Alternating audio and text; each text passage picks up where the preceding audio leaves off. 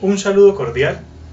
Es importante entender cuando hablamos de migraciones, en este caso del pueblo judío, que se trata de una gran y larga historia. Tiene una extensión de siglos a lo largo del tiempo y ha pasado por muchos lugares. En primer lugar, es importante tener en cuenta que cuando hablamos de una diáspora, hablamos de la dispersión de una comunidad o pueblo en distintos lugares.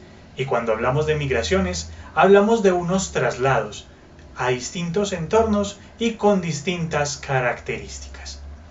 El pueblo judío tiene una migración que ha estado a lo largo de su historia, por siglos e incluso miles de años.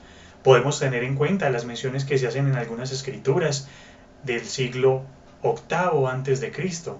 También mirar en el año 300 cuando se tuvo lugar el concilio de Elvira, que fue en la península ibérica, y así con muchos otros momentos o hitos en los que tiene lugar un desplazamiento o incluso una persecución. Las migraciones traen consigo cambio, pero también estos cambios implican la adaptación a los distintos entornos y la supervivencia. En los primeros años podemos tener referencias de una actividad de pastoreo, pero luego encontramos de una actividad cambista y comercial, que incluso se extiende finalmente a esferas financieras. Todo el vínculo que nosotros tenemos con el pueblo judío o sefardí llega de la península ibérica, principalmente de España, Portugal y también una que otra migración del norte de Europa. Debemos tener en cuenta que existen varias características, distintas condiciones bajo las que se dieron estos desplazamientos. Algunas eran conocidas, otras eran en secreto, por lo que se usaban nombres y apellidos falsos. Debemos tener en cuenta también que, como les mencionaba, hay distintos hitos en esta historia del pueblo judío, pasando, como hablábamos, desde el año 2000 a.C., pasando por el año 300 con el Consejo de Elvira, en 1313 con el Consejo de Zamora, más adelante en 1400 cuando hablamos del levantamiento de Toledo, donde los pobladores locales españoles tenían inconformidad con la interacción con estos pueblos judíos que habían llegado, a quienes llamaban los nuevos cristianos. Estos nuevos cristianos, en 1492, cuando tiene lugar la expulsión de los judíos ordenada por parte de los reyes católicos, deciden transformarse y, digámoslo así, ocultarse en las migraciones que llegaron de la península.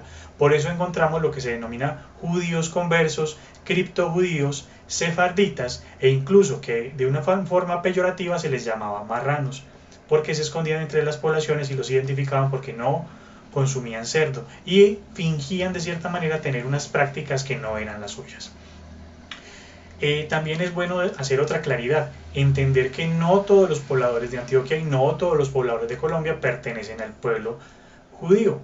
Si bien existe una parentela, si bien existen algunas familias que tienen este vínculo, no son un vínculo de toda la población.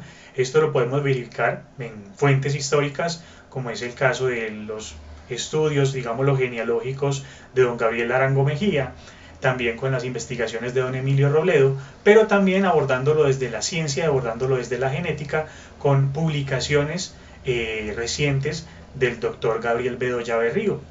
Él nos confirma efectivamente que si bien hay una isonimia similar en pueblos de Antioquia, no todos tienen los marcadores que corresponden a los pueblos judíos. Por eso no se puede hablar que toda la población judía, toda la población antioqueña venga de una población judía. Entonces es importante tener en cuenta esto. También es importante tener en cuenta el efecto fundador, que existen unas zonas de influencia donde tiene lugar un efecto fundador, es decir, una colonización o expansión de los pueblos. Entonces en algunos de estos centros urbanos donde empiezan las primeras migraciones se encuentran familias o tradiciones que pueden tener similitudes a las de las familias judías.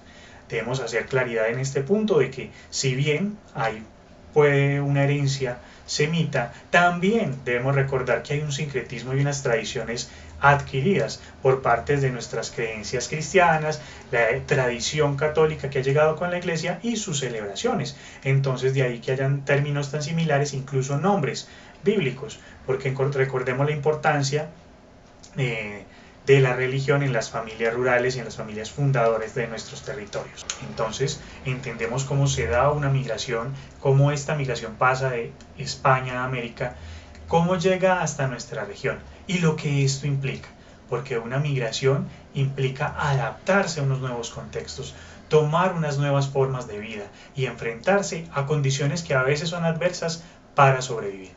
Vemos entonces cómo el pueblo judío es uno de los tantos pueblos que nutre nuestra riqueza cultural, que nutre toda esa cantidad de culturas y de pueblos que llegaron hasta el territorio antioqueño.